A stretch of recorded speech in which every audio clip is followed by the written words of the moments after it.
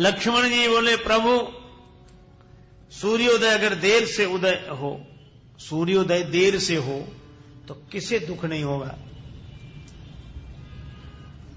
भगवान ने कहा लक्ष्मण सूर्योदय बाद में होता, पहले अरुणोदय होता है। पूर्व दिशा में लालिमा छा जाती है, लगता है अब सूर्योदय होने वाला है। लेकिन भगवान एक बात है, आप कहना क्या चाहते हो। राम जी बोले ज्ञान सूर्य के समान है, ज्ञान का सूर्योदय बाद में होता है, पहले पूर्व दिशा में लालिमा छा जाती है। तो लक्ष्मण अगर मेरा प्रभाव सूर्य की तरह है तो तुम उस सूर्य की लालिमा हो जब तक तुम प्रकट नहीं हो जाते।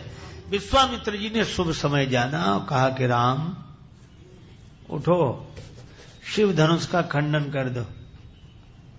उठो राम भंजहु भव चापा। अच्छा शुभ समय क्यों?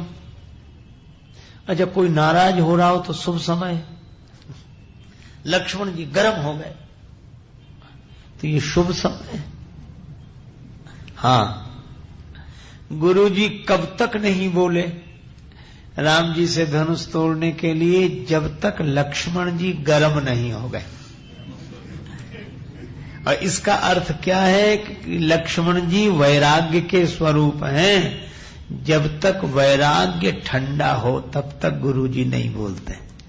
वैराग्य तो गर्म हो, वैराग्य में गर्मी होनी चाहिए। गर्म का अर्थ है जागृत वैराग्य। और रामचरितमानस की यह कथा बड़ा सुंदर संकेत करती है। वैराग्यवान ही ज्ञानवान होता है, ज्ञान की होए विराग बिन। और गुरुदेव का दिया हुआ ज्ञान तब सार्थक होता है जब हम वैराग्यवान हो। और गुरुदेव भी देखते हैं कि वैराग्य की अग्नि प्रज्वलित हो जाए तब ज्ञान की बात करें। राख में थोड़ा ही हवन किया जाता है, हवन तो अग्नि में ही किया जाता है। वैराग्य तो धर्म हो। और इसीलिए श्रीमद् भागवत के महात्मा प्रकरण में हम लोग सुनते हैं कि भक्ति माता इसलिए रो रही थी क्योंकि उनके दोनों बेटे ज्ञान वैराग्य मूर्छित थे। ज्ञान वैराग्य के बिना भक्ति भी रोने लगती है, भक्ति रोने रोना रह जाता है। ज्ञानवान वैराग्य, और ज्ञान वैराग्य की मूर्छा दूर हुई कैसे? का देवर्षि नारद जी ने श्रीमद् भागवत कथा का आयोजन, अब कहां, बड़ा सुंदर संकेत है। क्या बोले? हरिद्वार में, घर द्वार में नहीं, हरिद्वार में। घर द्वार का संबंध आसक्ति से है और हरिद्वार का संबंध भक्ति से है। और वो भी आनंद वन, गंगा जी के किनारे, वहां श्रीमद् भागवत की कथा हुई। सब संत महात्मा इकट्ठे हुए और कथा के कारण कहते हैं ज्ञान वैराग्य की मूर्छा दूर हुई।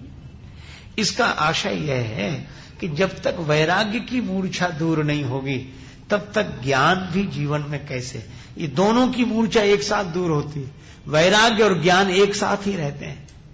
और इसीलिए तो श्री राम और लक्ष्मण कभी अलग नहीं होते।